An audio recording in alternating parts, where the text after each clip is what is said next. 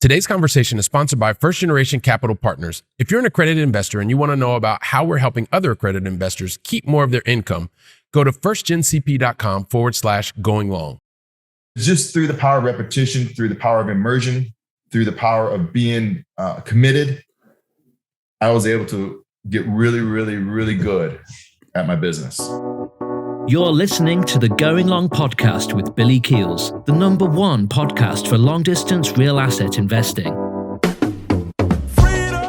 Welcome to the Going Long podcast. We're back once again to continue to help to educate you so that you feel much more comfortable as well as confident investing beyond your backyard. Yes, I am your host, Billy Keels, and I'm back once again because I'm here to welcome you to another amazing conversation with a fantastic guest who is just doing amazing things. And this experience is really going to help you understand more about the detail, being able to understand how you can extract the detail, put actions into place so that you can get closer to your goals much faster. So we're going to get to that very, very quickly. But I just want to thank you once again because we continue to move up the charts together, which is fantastic. And largely because you continue to be here, you continue to download the episodes, you continue to share the episodes, and also you're leaving your honest written reviews as well as ratings. So if you've not had a chance to do that yet, just check out the quick video. It's a click, just click the link here. You can check it out for the Apple Podcast platform. Leave your honest written review as well as ratings. Let me know what you want to hear more of, what you want to hear less of, different changes, because I know you're feeling and seeing some of those changes recently, which is absolutely fantastic. And so also too, a lot of you have been asking about finding the previous episodes all the way back to episode 1 when I was completely fumbling over my words. If you want to find everything, we've got a new home for every single podcast. Just go to firstgencp.com/podcasts. You can find every single one of the podcasts. You can find them all there, transcripts, you can find show notes, you can find video version, audio version, every single thing that we have, that we did at the time is all going to be there. So with that being said, it is time for you to get into today's conversation, which is really, you're going to love this. The ex-military, Airforce specifically, Lieutenant Colonel, realized that didn't want to just do that forever, started finding really wanted to build a business, went from building a business to being able to now focus on real estate syndication, went from the traditional path from single family residences to MultiFamily, right? And so today is making big value, adding lots of value. And I'm sure you're going to definitely love today's conversation with Iven Vian. And we're going to get to that just after this. Are you a busy, high-paid professional? Someone that in the previous 2 years has earned $200,000 and is expected to earn $200,000 this year? Or maybe if you filed jointly, previously you've earned $300,000 the previous 2 years and you're also expected to do that this year.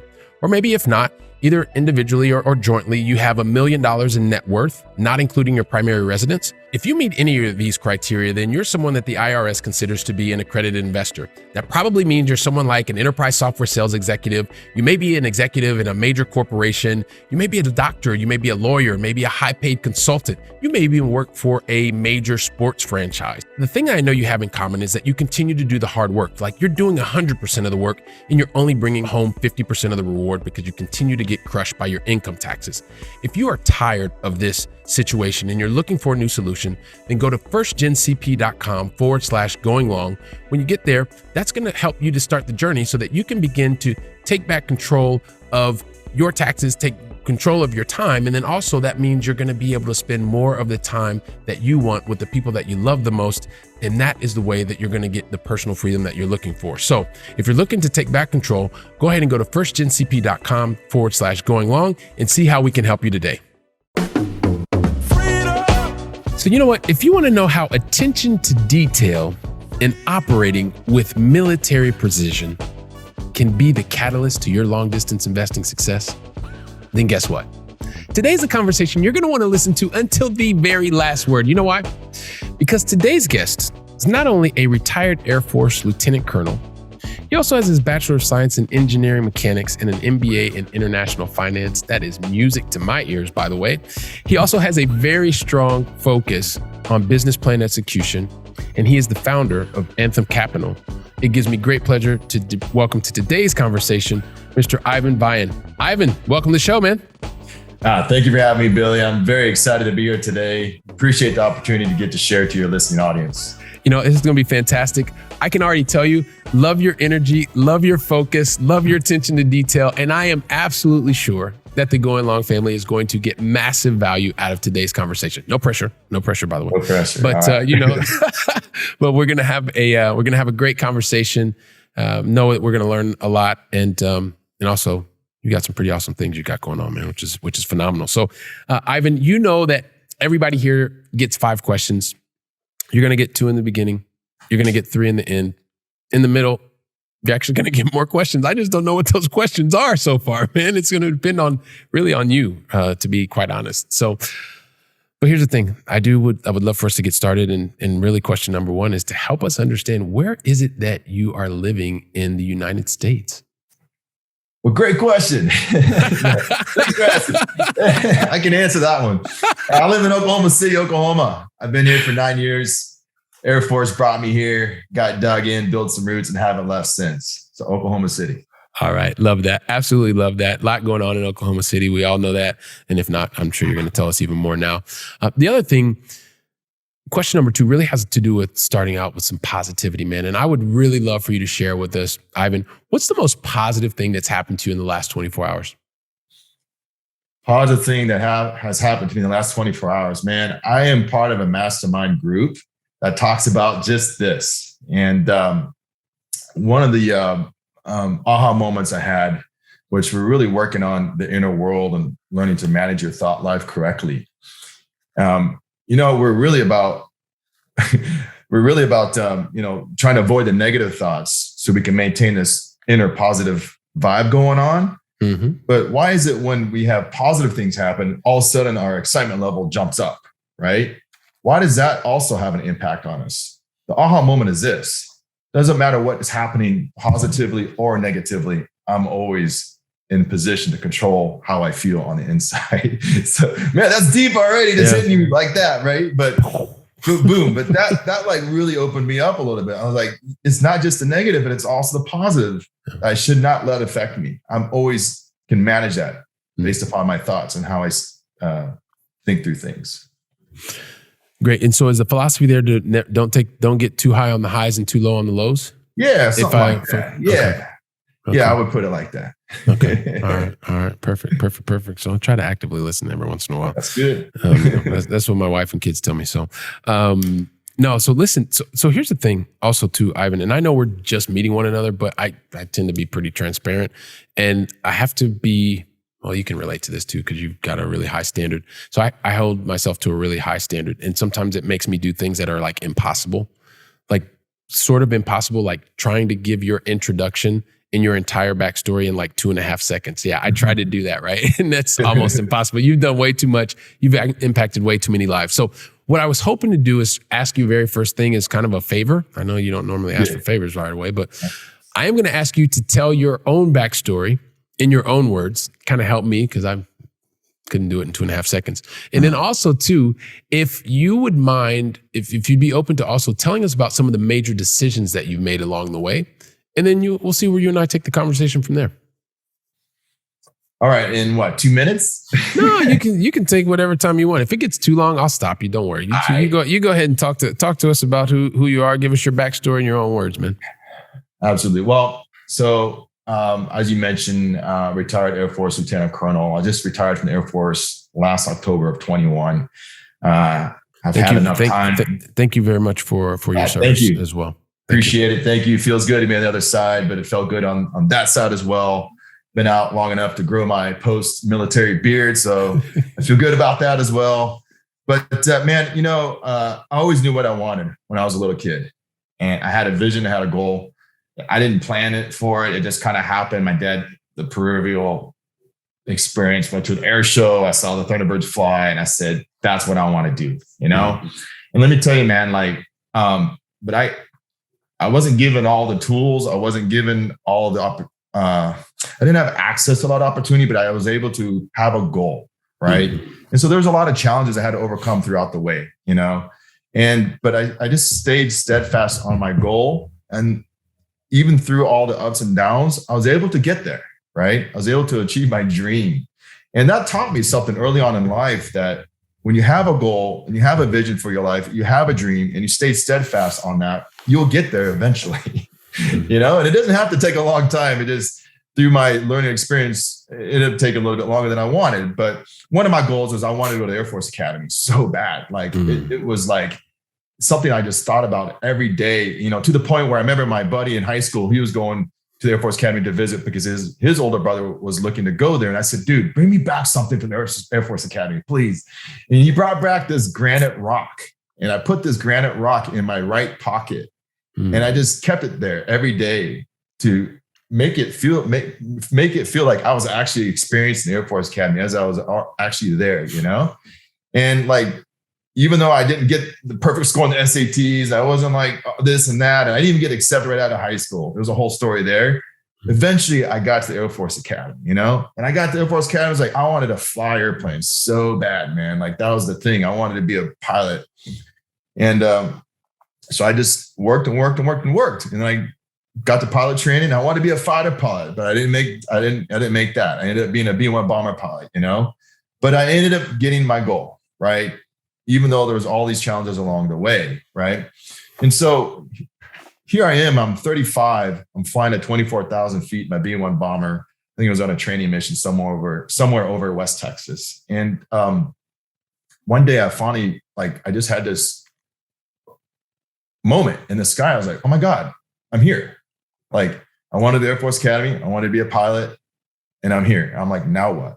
You know, now what do I do with my life? Well, that time I was investing in single family properties. I was learning about cash flow. I was learning about passive income. I had this whole other dream that I was starting to build. But then I also learned about the power of what it is to the power of multifamily investing and what that can do to impact your life in a tremendous way because of economies of scale, doing more, doing bigger, right? And I was like, dude, I want to be a full-time multifamily investor by the time I retire from the Air Force. That is my new goal. That is my purpose. That is what I want to do with my life. And I just set a plan at that point in time. I was like, I don't know how I'm going to get there. I don't know how it's going to happen, but I know what I want. And I went for it. And that decision there caused me to kind of like prioritize my life, what I wanted to do. I knew I wanted to be a full-time investor. I didn't want to be a 4-star general. You know, I didn't want to be a colonel. I wanted to give, I wanted to do my part. I wanted to serve. I wanted to finish what I started. 20 years in the Air Force was my goal, but I wanted to find a way to build passive income on the side while I'm serving the Air Force, even to the point where I can do that full time.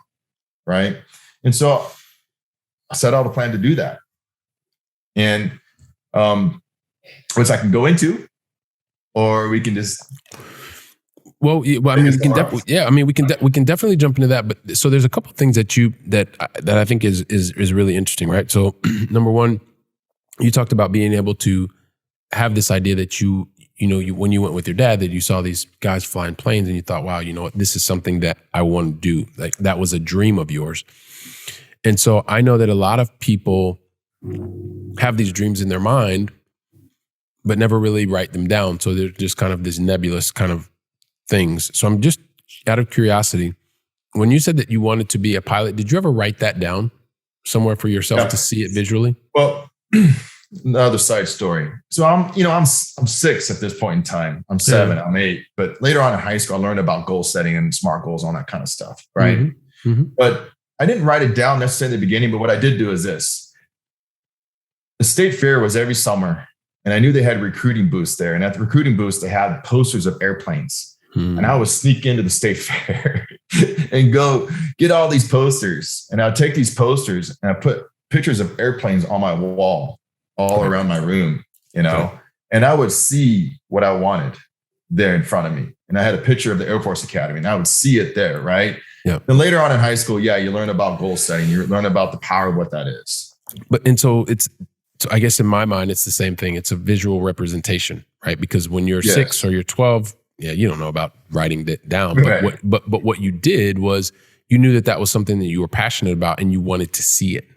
That's it. Right. And the thing that you learn later in life is if you can see it, you can believe it, you have to write it down, you have to create a plan, et cetera, et cetera. So even early on, you understood the power of being able to see what it is that you wanted to do. You eventually got into the academy. You said that you wanted to be, that you wanted to be a fighter pilot, but you weren't. B-1 bomber pilot. I think that is a fantastic. But you said at 35, you'd already realized the life dream, and you wanted to create passive income. So for me, there's kind of like this mental disconnect. I'm like, hang on a second. I get that you got your life goal, but how in the world does real estate even get into the whole picture? You're right, because I don't get that. How did real estate? Yeah, I just kind of jumped it, didn't I? Right. Well, man, like always had the corner of my mind, like saw myself wanting to be a business guy too. I almost didn't. There was a part of me that almost didn't do the Air Force thing because my mom had a little grocery store growing up as a kid, and she ran her own business. And I kind of had that, that I was growing up in that environment a little bit, Mm-hmm. And so, but again, I'm serving in the Air Force. I had that corner in my mind. Well, I was getting relocated from Rapid City, South Dakota to Abilene, Texas. And I show up in Abilene, Texas, and I'm staying at my mother-in-law's house. And she said, hey, there's this lady down the street who's going through a divorce, and she really needs to sell her house fast. Mm-hmm. And I know you've been, and I've been talking about business for a while, and I've been talking about real estate. I showed some interest in. She said, I know you've been expressing interest in real estate. Why don't you go down there and knock on our door and see what you can do? I'm like, all right, what do I got to lose? And this is your mother-in-law telling you, right? My mother-in-law telling me this. Okay. So I go down, I knock on this door, and I said, hey, yes, ma'am, my name's Iven, da, da, da, da. And she goes, well, I'm trying to sell my house. Like, hey, well, what do you want for it? Da, da, da. Well, long story short, I bought that house that day on paper for like $33,000. It was in really good condition. It needed like $4,000 or $5,000 to rehab. Ended up renting it for about $900, and I got a loan from the bank at 90%. They gave me a 90% loan to cost. And I had to come about 10% out of pocket to close that deal. So you're out of pocket for less than $5,000. Yeah. I didn't know anything about real estate. I just kind of stumbled into it. I got lucky because I didn't know if I was paying too much for that house. I had no idea. Right. Mm-hmm. But then I got the bug. I was like, oh my God, there's something to this real estate game. Like, this is pretty cool. I'm already like building passive income. I got some equity built into this deal. Yeah. And now I'm going on this journey of learning about what I just did, And the next one though, this deal. Hey, just out of curiosity, did you know those words when you actually bought the property? So like you've got this additional equity build up and you've got this cash flow going on. Did you know that vocabulary? Is that something I didn't know about Rich Dad Poor Dad at the time. I didn't know about his cash flow quadrant. Right. And so Ivan, what I love about this part of your story, and I want other people to, because a lot of times we can get into this thought where you already have this master plan, you have this big, you've got all the right words, you've got all the right metrics, but many times, and some of you may be listening or watching for the very first time today thinking to yourself, well, you know what? I've also had this kind of idea and I don't know how I came across this podcast. And now I'm hearing this guy who's he's doing great things. But he also started because he wanted to get into business, and he was talking to his mother-in-law, knew that there was something happening down the street, and he had the gumption to walk down the street, listen to what his mother-in-law said, and start a conversation. Yeah. He didn't have a master plan. He had an idea. He wanted to get into business and probably read a couple books or heard some stuff on real estate and just took action. Action. And so I think this is important, even before you talk about the next story, just to help everybody recognize that we're all in different places. And of course, as you start to scale, and a lot of the things that you are a master at today on the operational excellence side, you probably didn't know that stuff in the beginning, but you don't know what you don't know. You probably couldn't fly a plane the first time you got in, but you went through a process and you learned and you mastered that skill set. So sorry, I cut you off, but I thought it was important just to. That is the key takeaway. Take action. But I think which my next story is going to get into another very valid point that I need to make is that you don't have to do this on your own. You don't have to reinvent the wheel. I didn't even know mentorship existed at the time. I didn't know that there's real estate investor mentorship programs you could be part of. Right? If I would have known, I would have done that. But to your point, there are many that get involved in these groups and learn all the information, yet they still don't take action.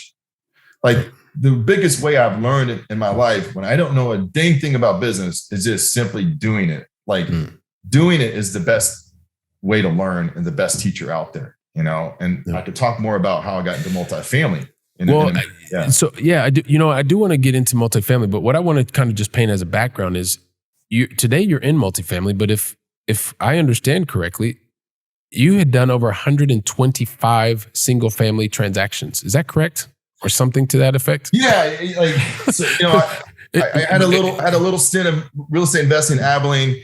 It went kind of neutral. I had to regroup, start over. I moved from Abilene to Oklahoma City to start my new job in a full-time reservist in the Airforce. I said, man, I'm going to make it happen. I know I learned my lessons. I got educated, I got mentorship. I'm going to start over in Oklahoma City. I hit the ground running. I bought about 7 rental properties and I ran out of capital. My broker said, get your real estate license and sell some houses, earn some capital. I said, fine. I get my real estate license. And one day he said, meet me at Chili's at 12 o'clock. Didn't tell me why. I show up at Chili's in my flight suit and like, he's having this business meeting with who I later learned is going to be my first client, who is now my business partner today in multifamily. So we had this interaction. I called that client the next day and I said, hey man, let's go buy some houses. And my broker didn't even teach me how to log into the MLS, man. He just said, go sell some houses, But at that point in time, I already had experience investing in single family and I knew how to instruct. I knew how to teach because I was instructing in the Air Force. I transferred everything I knew to my client. And he caught on just like that. And it was off to the races. In 2 years' time, that one client bought 44 houses from me. Wow. Then I had 5 clients total. In that 2 years' time, total, I sold 99 houses as an investor realtor. And all I was doing is on my lunch breaks and after work, I was going, opening the door to investment properties, doing a quick eval, making offers until we got an offer accepted. And that right there elevated my investing career because I earned a lot of capital and I was able to get up to about 30 homes, reinvesting all that capital and leveraging into those deals. So what did that teach you about, what did that teach you about the investing side of the business while you were on the sales side of the business? What did it teach me about the investing side of the business? Well, yeah, because I am putting, you understand me as an investor realtor, I have to understand what is my client's investment criteria, what they're looking for, right? But sorry, one thing real quick, Ivan. So, and I want everybody to listen what Ivan's getting ready to say because I'm intentionally asking him a question because he is someone, as he's telling this story, he is on the buy-sell side of things, but he's also recognizing something that's happening. So what I want him to help you all understand is he was on the buy-sell side of the things, but at the same time, he is becoming an investor. So I'm wanting to understand how is doing the buy-sell side of things helping him to become an even better investor, because that's eventually going to help where he is today. So sorry to cut that off, Ivan. Like to sell 99 houses, I had to look at about 800. I had to evaluate 800 deals. 800, right? Everybody. Just does that so make you hear sense? that. Like it's absolutely. Power of repetition. The power of repetition is how you learn. And we got so good at it. I invented this phrase called the predictive model. I was able to predict when the asset managers who were holding on to these distressed properties, like a bank, it has an asset manager, and on a quarterly basis by how much they're going to drop that price on a percentage basis, 8 to 10% if they held it for like 60 to 90 days. Like I got so good, I could predict exactly what that price drop was going to be and when to strike and make my offer and get that offer accepted. Like through repetition, through immersion yourself into the environment of what you want and what you desire, you will learn and you will grow and you'll get what you want. But it's that commitment you have to make to get the result that you want. And I made a commitment to do that.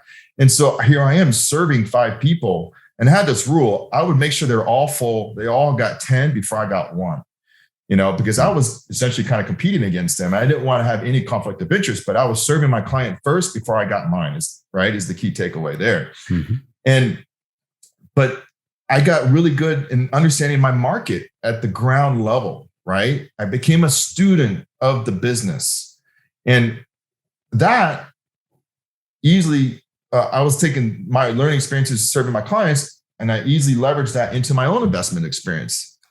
So I was able to find good deals, and I was able to understand how much it would actually cost to rehab a deal. That is critical, that rehab component, understanding that, right? And that was how I was able to actually buy these single family investment properties and make sure I would buy them and earn money, what I say, 5 different ways: equity capture, principal pay down, cash flow, tax shelter, and capital gains. I was able to get where I made a return on my investment 5 different ways on single family properties, multifamily 6 different ways, forced depreciation is a 6th one. But it was just through the power of repetition, through the power of immersion, through the power of being committed. I was able to get really, really, really good at my business. Okay, fantastic. And so this, one of the things, Ivan, that this helps us, right? Because as there are many high-paid, busy professionals that are thinking, okay, yeah, Billy, but he's telling us about all of his experience and how he's doing this, but I'm really busy. I'm not going to be doing any of that. So this is the reason that it's important to listen to Ivan's story is when you are working with someone who is a local location expert, he's just told you the different repetitions that he has done. So even though you don't plan on doing what Ivan did, he's just giving you insight to some of the questions that you should be asking someone when you are looking to place your capital with them in a particular, maybe if you're looking at a syndication, things like that, because he's talking to you about the level of experience that he's had. He's talking to you about where he came from, which was the single family residence space. 800 is what he just mentioned as an estimation, number of deals seen, right? That's repetition, that's seeing. He had his own predictive model that helped him understand when was the best strike price, et cetera, et cetera. But then, Ivan, what I'd like you to do is say, okay, yeah, that's where you built your expertise, but then you've also, from there, you've taken it somewhere else. You've taken it to a new part. Trusting that you're enjoying today's conversation. And you know what? If you're tired of getting crushed by taxes and you're looking for greater freedom to be able to choose what you want to do when you want to do it, make sure that you go to firstgencp.com/going long and see how we can help you today. Let's get back to the conversation. So you've gone from the single family residence into more of the commercial residential space. So talk to us about what that transition was like and kind of how you're using a lot of the skill set from the military to really drive as much value as you can today with Anthem Capital. Okay, absolutely. Great question. So I learned a few lessons single family. One, that it's important to have a mentor or be tied to the hip of someone who has gone there before you, right? And so I was part of a mentorship program that taught me what I needed to know, the basics in investing in single family. In that mentorship program, I learned about the multifamily model. I said, whoa, that is where I actually need to be, not the single family model. But through my own limited beliefs at the time, which I believe, I later learned that were completely false, I didn't go right into multifamily, I went to single family. I wish I would have gone multifamily. That's neither here nor there. Okay. And so here I am in 2016, still underwriting single family deals. I'm like, man, they're not penciling out. And my best client, who's now my business partner, Tariq Satar, he and I remember it was a cold, dark day. We're on the back of some, distressed house in Oklahoma City. Like, what do you want to do? And I said, man, I know about this multifamily mentorship program in Dallas coming up. You want to come join me? Let's go check it out. We went to Dallas in March of 2016, sat through the 2-day event, and right on the spot, I knew that's where it was my time. I needed to join this program. So we joined that program in March 2016. Again, the same principles that I was applying to my single family investing, I was using the same principles and mindset into my multifamily investing. Being committed, become a student, learning the business inside and out, learning the business from ground up. We jumped right into this business. I ended up starting to sell off all my single family. 9 months into multifamily investing, we got our first multifamily deal, 214 units total. 3 properties we bought at the same time. Man, I don't know if that was crazy, stupid, or just good, man, but we learned a lot. It was what it was. It was what it was, right? A 50 unit, 65 and a 99 in Oklahoma City area. And that's where we cut our teeth and learned. And I've never stopped learning. I've become a student of this business. I've immersed myself into this business to build what we have today. 9 months after that, we bought a 111 unit. 9 months after that, a 210 unit. Kept buying. To date, Anthem Capital has acquired roughly $200 million of real estate value.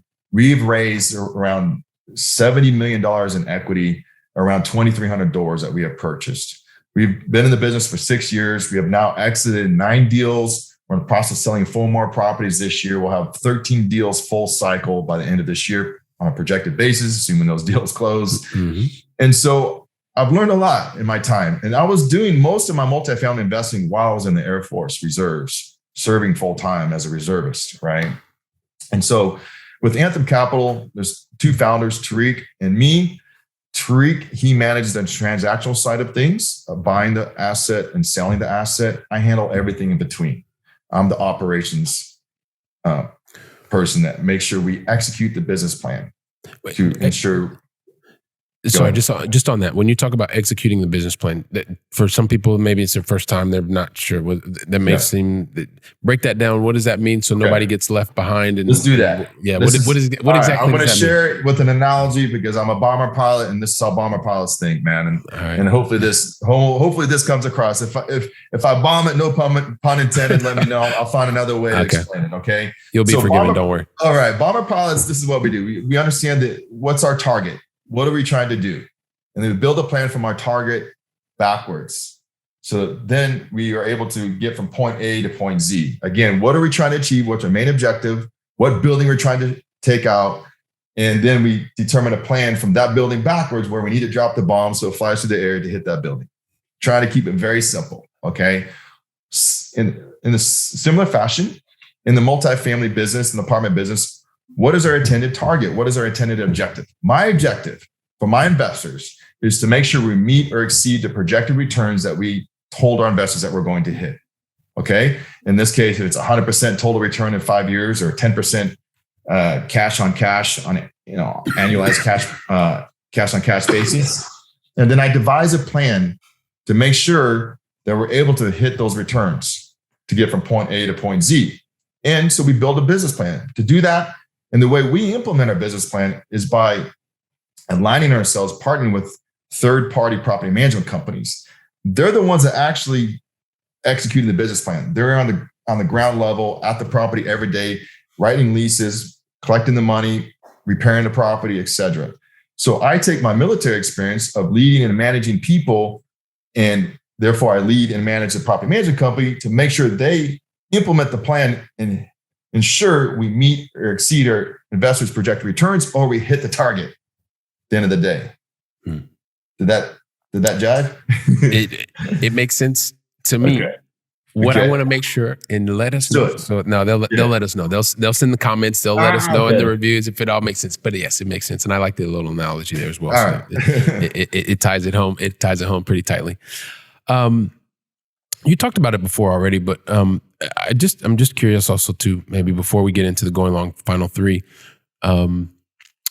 success is something that you can engineer, right? And you've talked about some of the different milestones that you have collectively been able to achieve for your investors, for your company. But talk to us about how you specifically go about engineering success into the processes, into the goals that you, or the objectives that you propose to investors, things like that. So there's questions like, from a business standpoint, how are we able to achieve success for my investors? Well, or just how you engineer success in general for your investors. Or for me personally, right? Yeah, I guess for you personally, but thinking about how it is, because I know you have a lot of when the things that you're doing, how it impacts others. So how are you engineering that success through your company, through the actions that you're taking? Yeah, there's a lot to discuss there, right? I mean, a lot of it's just all principle based at the end of the day, right? I mean, there's a saying, if you help enough people get what they want, you get what you want, right? Mm-hmm. So one thing is just an attitude of how you approach your life.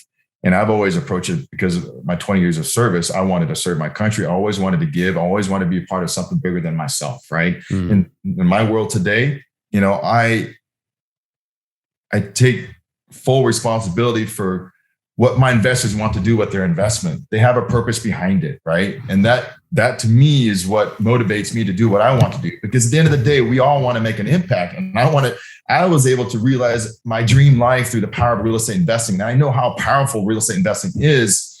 So I therefore also care about my investors' purpose and what they want to do with their investment, right? And so that's where my focus is my investors. And how can I serve them best, right? And I mean, On the back end, I'm totally revamping our entire marketing system, our entire like end-to-end back end so that I can improve the investor experience overall. I'm taking the data, I'm taking the notes, I find all the areas for improvement. Our main thing is focus on the investors, right? And so that's the attitude. It's like,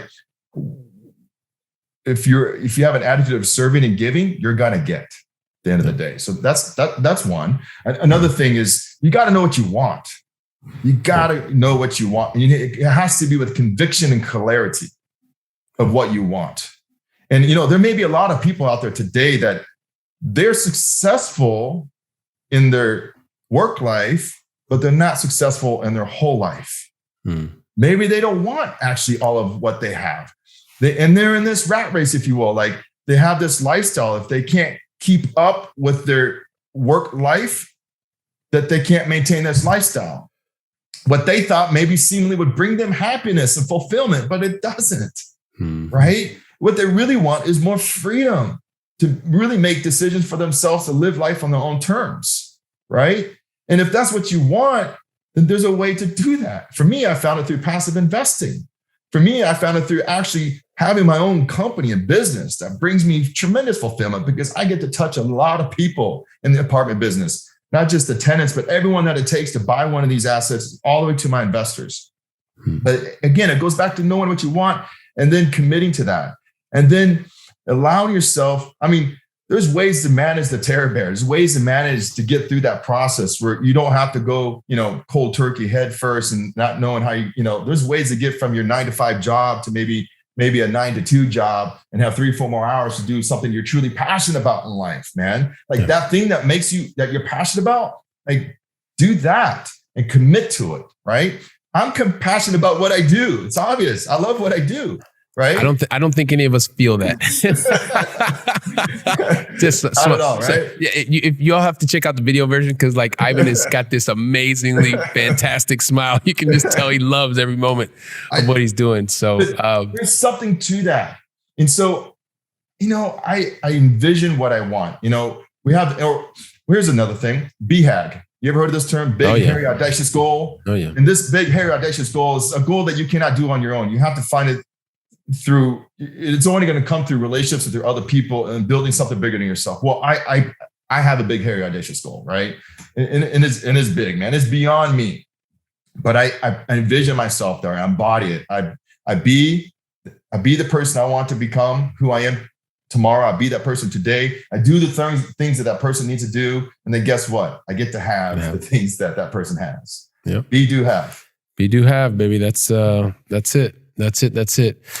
Listen, man, I can't, I'm just like shocked how fast these conversations go, man. And we've got to get to the going long final 3, Iven. But the thing is, I've got a rule here. I've got a lot of rules here, but this one I have to abide by, at least until I make a new one, is I never ask any of our special guests, and today you're our special guest. I don't ask you to go long final 3 unless you tell me, and I'm going to be shocked if I get the wrong answer here, unless you tell me that you're not ready. But the question is, are you ready? Ready. I knew that was going to be the case. I didn't have any doubt in my mind. There was no doubt, but I have to ask the question because that's the rule. So here's the thing, Iven, we started with you over in Oklahoma City on the other side of the pond. I'm from Columbus, Ohio, but now this is my adopted side of the pond, at least where I reside. And so I would love for you to share with us, Iven, what is your favorite European city that you have either visited or is still on your bucket list to visit? Yeah, absolutely, man. I know you're over there. I'm about to be right where you are. I've been having this dream to take my family to Spain for the longest time, man. Like, I got a book about Spain. I'm studying all the different places I want to go about Spain.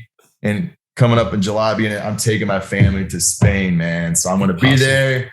I'm going to see all the awesome buildings, the beaches, and the food. I'm a food guy, man. I love food. I can't wait to eat all those tapas.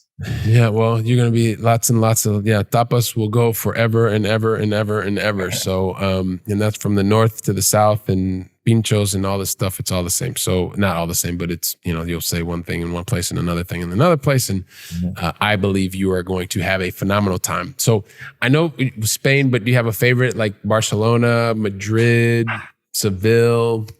Barcelona. We're going to Barcelona, Madrid, and then running the bowls is coming up. You're going to Pamplona as well. That's right. Pamplona, yeah. So which of those three would you guess? Because you have to pick one. Barcelona, man. The beach. Oh my gosh. Okay, here we go. All right. Yeah, so we've got another vote for Barcelona. It's really, really, I can't understand why Barcelona gets so many votes. It's just amazing. Yeah. Can't wait. Which I appreciate that. And when we talked about that pre-conversation, we'll definitely pick up on that. And I've got a couple of ideas for you as well. So here's the second thing. The second question of the Going Long Final Three really has a lot to do with experiences I've had with really successful people. And I've been very fortunate to come into contact with lots of successful people. I mean, I have that opportunity all the time here on the podcast. I continue to use to be someone who is very successful, all the lives that you are positively impacting, the things you're doing. And I'd really love your perspective on this, because hopefully you will agree with me that, one of the things that sets really successful people apart is they do something differently.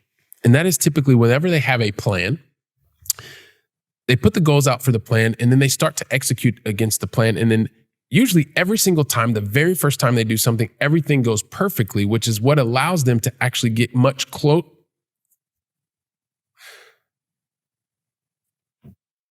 That was it. What? You got to check. No, listen, that was a joke. Ivan, that's a joke. It's an inside joke with me and the Going Long family, but I think that was one of the best reactions I've ever seen. He was really suffering for me. Everybody, you should look. If you could go to the video version, he's really suffering for me. Ivan, thank you so much for that. But of course, okay. Really successful people don't get things right the first time, every time. Of course not. It's usually here's the thing, Ivan, really successful people, they make 20 to 50 times more mistakes than everybody else, right? That's just the reality. And so this part is not a joke. That was kind of a joke. Okay. The reality is successful people do one thing very differently. And every time they have or make a relevant mistake or have a relevant learning opportunity, every single time they stop, they learn from the mistake or the opportunity or growing experience or however you want to call it, you know what I mean? And then from there, they do something every single time as well. They put different strategies, tactics, and actions in place to minimize the probability of that exact same thing happening again. Yep. So I don't want you to think about the mistake or the learning opportunity or whatever, but I do want you to think about what is the one lesson that that the Going Long family needs to know today to minimize the probability of that exact same thing happening to them. Absolutely. Again, power of mentorship. They're hearing what we're saying, that you can truly have your dream life. You don't know how you're going to get there. That getting there piece, there's a solution for that. You don't have to figure it out on your own. I went about doing that, and I made the mistake of one of my deals almost nosediving and being out for a long time. And I ended up going in the hole about $80,000 in debt. Had to dig myself out of the hole, and learned a lot. Yep. And the reason why I was able to get out of that, because I got mentorship, I got an education, I got coaches in my life, And so I encourage your listeners to do that, to go out and get the mentor. They don't have to make the same mistakes as everyone else, because a lot of people already made them, and you get to learn from other people's mistakes. Yep. That makes complete sense. So look for mentorship, be able to do that, leverage other people's experience so you can minimize the probability of that happening to you. So I appreciate that. And then lastly, Ivan, I want you to help us fill up our brains with knowledge before we head out of here today. So what is the one book that you would recommend to the Going Long family today? One book, man. And there's a lot of good books, as we all know. Man, I've been really into elevating my thought life and really learning to master myself at the end of the day. And that's one key to success too, is that, I was pretty darn, you can always tighten up yourself, right? There's always room for improvement and tighten up your thought life, and because really that's where the self-image is built, and that person that you build allows you to become the person you want to be, right? And let me tell you, man, I come from humble beginnings, okay? So there's a lot of work to get me this place where I can even have this conversation with you today, right? But one book that's really speaking to me right now, it's called Affirmative Power by Thomas Troward. And there's a chapter in there, chapter 4, called The Hidden Power. And it really talks about the power of our thoughts and really how that can form really our lives that we're living today. And really the lives we live today are a combination of all the thoughts that we have had, right? And that's powerful, man. That's powerful. So as we're going after our BHAGs, as we're going after our dreams of what we want for our future, for our lives, for our families, it starts with this and this. Yeah. Starts with the head, within the mind, and what's in your heart, and just drive it. So affirmative power, we're going to include that in the show notes. So don't worry if you're running, you're cooking, you're making dinner or whatever. Don't worry. All you're going to have to do is click a button and you'll be able to find the book. Like I said, Ivan, these conversations go by super fast. Like I said before, I mean, you the very beginning, you're talking about you and your dad, and you're seeing these pilots, and you knew what you wanted to do. And even though you didn't know about writing down your goals at the time, you got back there and found some nice pictures, and you got them on the wall and added your own planes. And so you already started the power of visualization, the power of understanding what it was that you wanted to do, so that you knew that's where you wanted to, what you wanted to do, and you had to take the correct actions to get there. You got into the Air Force. You knew that you wanted to be a fighter pilot. Realized that wasn't going to happen. You wanted to be a B-1 pilot. That's what you did. Once you realized that you were already in the Air Force, you were flying planes, you were 35 years old, and you'd already realized your life dream. And you're like, all right, so what's next, guys? So you figured out what was next. You had a mother-in-law who really helped you to recognize when you wanted to be the businessman as well. Hey, look, there's a business opportunity. It's in real estate. She knew you had some stuff. You went down the street, negotiated a deal.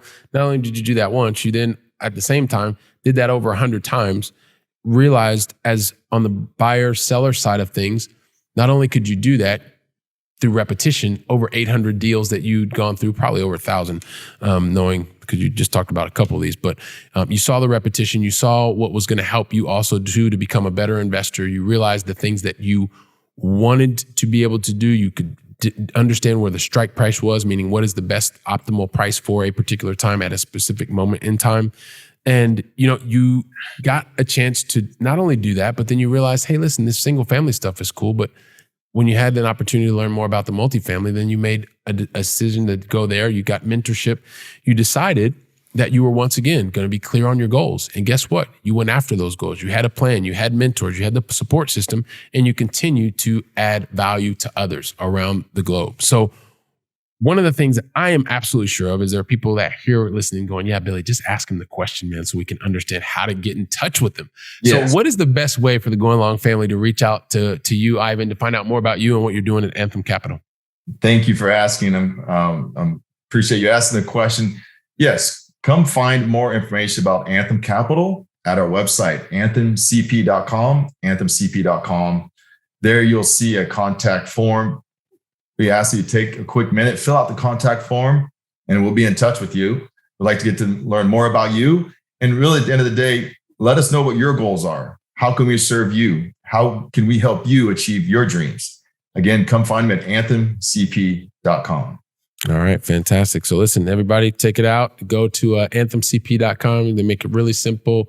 One place, tell them about yourself, what you want to know more about, and also what are the things that are important to you. So I think Ivan makes it very, very simple and easy to be able to reach out to them. So listen, Ivan, I just want to say thank you on behalf of the entire Going Long family, man. Really appreciate it. Thank you from the bottom of my heart for investing your time with me and with us today. And thank you very much.